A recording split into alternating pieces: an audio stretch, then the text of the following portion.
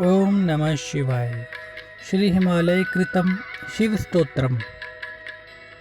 हिमालय ने कहा, हे परम शिव, आप ही सृष्टिकर्ता ब्रह्मा हैं, आप ही जगत के पालक विष्णु हैं, आप ही सबका संहार करने वाले अनंत हैं और आप ही कल्याणकारी शिव हैं।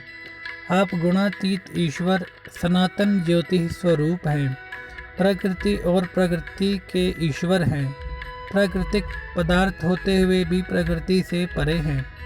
भक्तों के ध्यान करने के लिए आप अनेक रूप धारण करते हैं। जिन रूपों में जिसकी प्रीति है उसके लिए आप वही रूप धारण कर लेते हैं।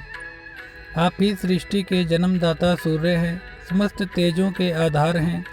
आप ही शीतल किरणों से सदा शस्यों का पालन करने वाले सोम हैं। आप ही वायु, वरुण और सर्वदाहक अग्नि हैं। आप ही देवराज इंद्र, काल, मृत्यु तथा यम हैं।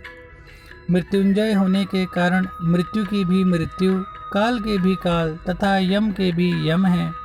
वेद, वेदकर्ता तथा वेद वेदांगों के पारंगत विद्वान भी आप ही हैं। आप ही विद्वानों के जनक, विद्वान तथा विद्वानों के गुरु हैं। आप ही मंत्र, जप, तप और उनके फलदाता हैं।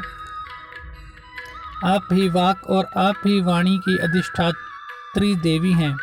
आप ही उसके स्पष्टा और गुरु हैं। अहो, सरस्वती बीज स्वरूप आपकी स्तुति यहाँ कौन कर सकता है। ऐसा कहकर गिरिराज हिमालय उन भगवान शिव जी के चरण कमलों को पकड़कर खड़े रहे। भगवान शिव ने वृषभ से उतरकर शैलराज को प्रबोध देकर वहाँ निवास किया। जो मनुष्य तीनों संध्याओं के समय इस परम पुण्यमय स्तोत्र का पाठ करता है वह भवसागर में रहकर भी समस्त पापों तथा भयों से मुक्त हो जाता है। पुत्रहीन मनुष्य यदि 1 मास तक इसका पाठ करे तो पुत्र पाता है। भार्यहीन को सुशीला तथा परम मनोहारिणी भार्या प्राप्त होती है। वह चिरकाल से खोई हुई वस्तु को सहसा तथा अवश्य पा लेता है। राज्य भ्रष्ट पुरुष भगवान शंकर के प्रसाद से पुनः राज्य को प्राप्त कर लेता है।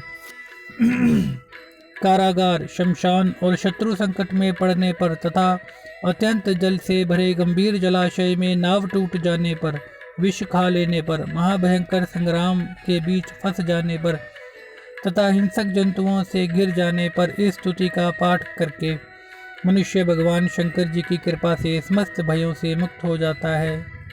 इस प्रकार श्री ब्रह्म वैवर्त महापुराण में श्री हिमालय कृत शिव स्तोत्र संपन्न हुआ। ओम नमः शिवाय। ओम नमः शिवाय।